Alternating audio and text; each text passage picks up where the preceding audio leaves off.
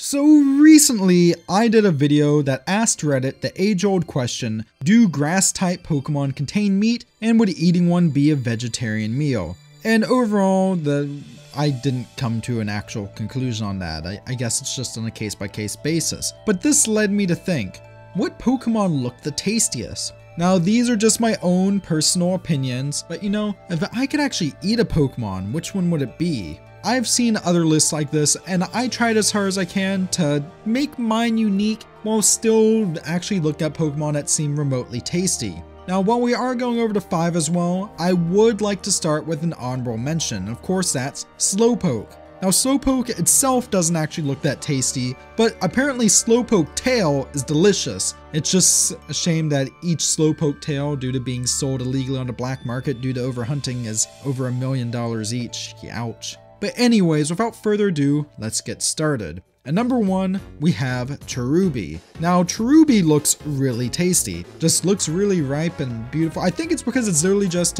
you know, cherries, sentient cherries. I mean, its evolutions don't look so tasty, so maybe this is one of those fruits where you have to eat it before it gets too ripe. But yeah, I'd say Cherubi still looks pretty tasty.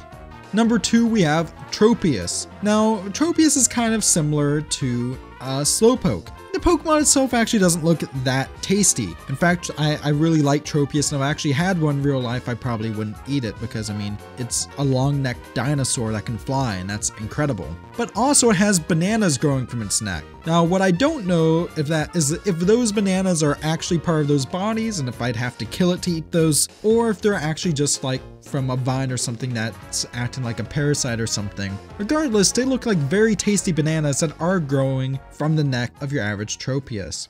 Number 3, Sunkern. Now, Sunkern's one I've mentioned in previous videos as looking kind of tasty, and I know this is kind of a weird thing to a lot of people. I know a couple people on Twitter gave me some flack for this, but yeah, I like eating sunflower seeds. I wonder if that's just like a southern US thing, but yeah, sunflower seeds are really tasty. And what's Sunkern? As you can tell by it, you know, evolving to Sunflora, but a giant sunflower seed. So, you know, roast it a bit, chop it up. There you go. You have a nice big platter of giant sunflower seed.